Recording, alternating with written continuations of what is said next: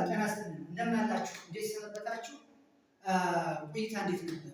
መጀመሪያ የተለቀቁትን ቪዲዮዎች እንደታያችኋቸው፣ አሁን ዛሬ ደግሞ የምንመለከተው የቀለም ቅብ ስራ ፔይንቲንግ፣ የቀለም ቅብ ስራ እንግዲህ ከዚህ ጋላሪ እና ከቀጣዩ በርካታ የቀለም ቅብ ስራዎችና የግራፊክስ አርት፣ የንድፍ ስራ እና እንዲሁም ደግሞ ክራዮኒቺንግ፣ ስትሪንግ አርት በርካታ አሉ።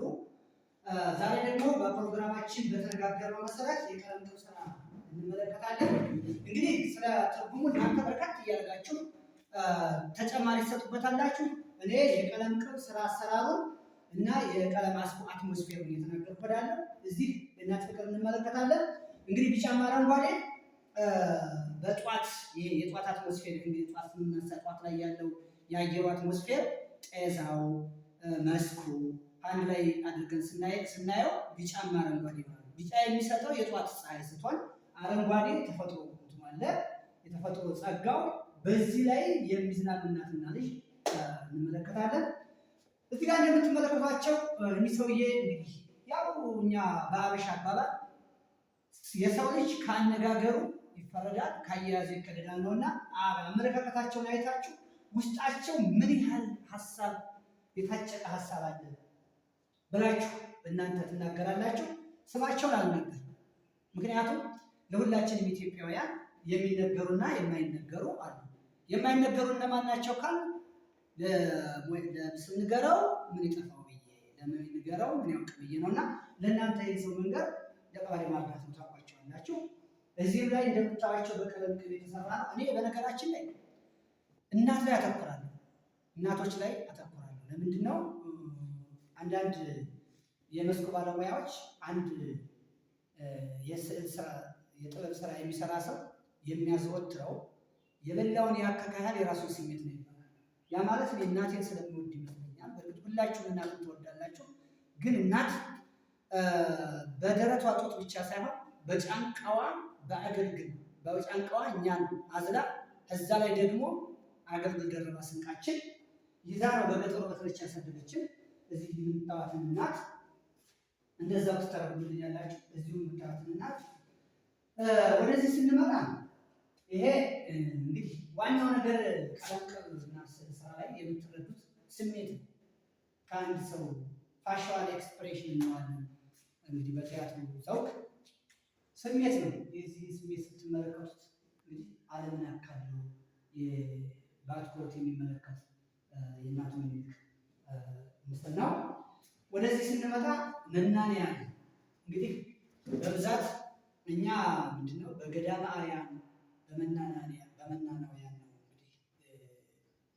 አገር ሰላም ሙላ ትግባ እሴት፣ ባህል፣ ሃይማኖት ትስስር ፈጥረው ነው እንግዲህ እኛ ሀገር ላይ የምንኖረውና እንደኛ እንደ አካባቢያችን ተጨባጭ ሁኔታ እንደነዚህ አይነት ነገሮች ትልቅ ቦታ የሚሰጣቸው ናቸው። መናንያን ናቸው። እዚህ ስንመጣ እዚህ ሰው እንግዲህ በህልማለ ዩቲዩብ አይታችሁት ይሆናል። ገሬ ብዙ ጊዜ ላይ ይለቆታል። እዚህ ጋር ላይ እንግዲህ ምንድነው አፍሪካችን እኛ ጋር ምንድነው ካል እኛ የአፍሪካ ቤታችን ነው እናስበው። ሁሉ ጊዜ በጭንቅላታችን አለች፣ እናስባታለን፣ እንኖራታለን። ኢትዮጵያን እንደ አፍሪካ፣ አፍሪካ እንደ ኢትዮጵያ አንድ አስተሳሰብ ነው የምንለው። እዚህ ጋር ላይ ስንመጣ ባለማየሁ ላይ አይታችኋል። እዚህ ጋር ላይ ስንመጣ ፍቅር እስከ መቃብር ላይ አይታችኋል። እንግዲህ አባለም ለምኔ ማርከጧፍ ከሚለው ሙዚቃ ላይ የሆነ ሰዓት ላይ ለሁላችሁም የቤት ስራ ሰጣችኋለሁ። ምን ላይ ነበር ይሄ ምስል ያለው? ከዚህ አስመልክቶ ፍቅር እስከ መቃብር ላይ ምንድነው ሁሉ ጊዜ የምናገረው አለ ስለ ሰብለ ወንጌል ጽሑፉን ሳነበው በዛብህ የጻፈው ግጥም እስካሁን ድረስ ውስጤ ላይ አለ።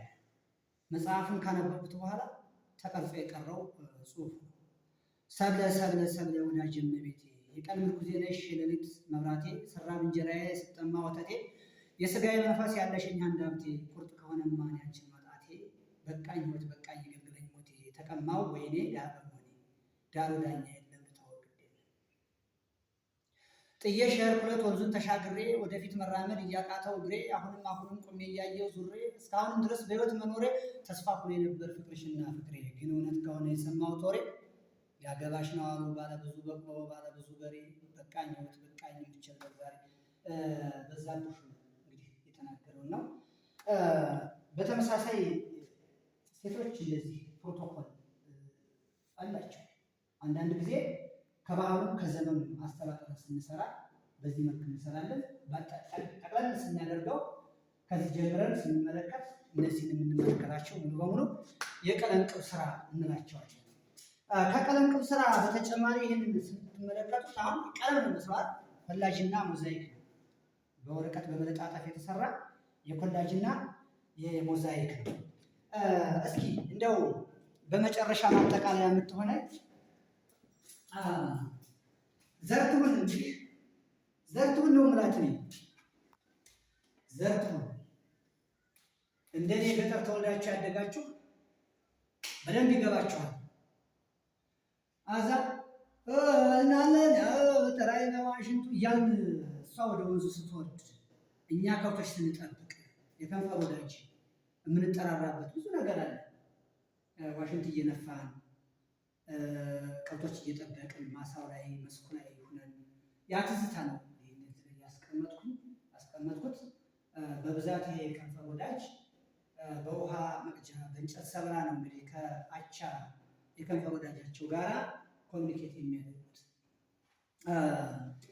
ከጀማው መካከል በአይኔ ሳምኩሽና ከጀማው መካከል በአይኔ ሳምሽኝና ልክ እንደ ቆረበ አፋችን ያዝንና ብለን ተለያየን። ዋ ትናገሪና ዋ ትናገርና ቅርታ አድርጉልኝ የጽሁፍን ባለቤት ለጊዜው ስሙን ዘንግቼው ነው። እናንተ ትሞሉልኛላችሁ ተመልካቾች። እንግዲህ ይሄ የልጅነት ትዝታዬ ነው። በብዛት ገጠር ተወልጄ ነው ያደግኩትኝ። እንግዲህ ከብቶች እየጠበቅን ዋሽንት እየነፋን በባለፈው ዋሽንት ተጫውቼላችኋለሁ። አሁንም ወደፊትም የተለያዩ የሙዚቃ ኢንስትሩመንቶች ክራር፣ ዋሽንት አብረን እንጫወታለን። የዛሬው ፕሮግራማችን ይህን ይመስላል። ክቡራትና ክቡራን በድጋሚ እስከምንገናኝ ድረስ ሰላም ሁኑልኝ። ሰላም።